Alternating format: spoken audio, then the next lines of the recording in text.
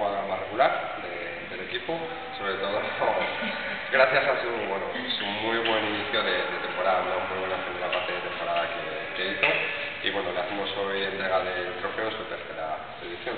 Muchas gracias. Muchas gracias a todos.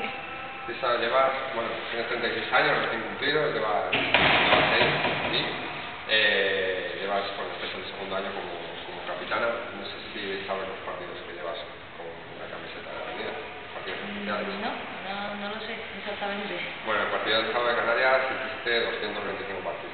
Nada, es la segunda jugadora que más veces la ha metido y estás a solo 16 de la primera, que es Silvia. Entonces, bueno, si todo va normal, este año serás la jugadora que más partidos ha metido en la elástica de la Avenida. ¿Qué supone para ti esto?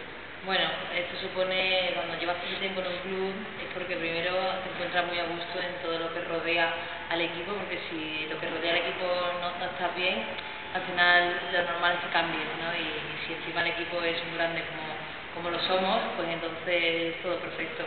Estaba muy bien, me he sentido como en casa desde el primer día que pisé el Wisbul, y son muestras de cariño continua las que recibo, por lo tanto 6 años han sido, más parece que fue ayer.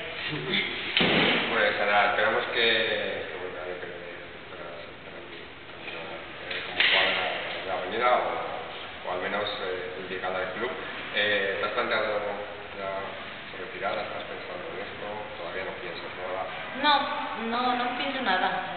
Pienso en el día a día y cuando llegue la hora de decidir, puede que puedo retirarme, puede que no, puede que un año, puede que sean 2, 0, nunca se sabe. No lo he pensado aún. Bueno, nos está diciendo que va a continuar un año más como jugadora de la Avenida, como capitana.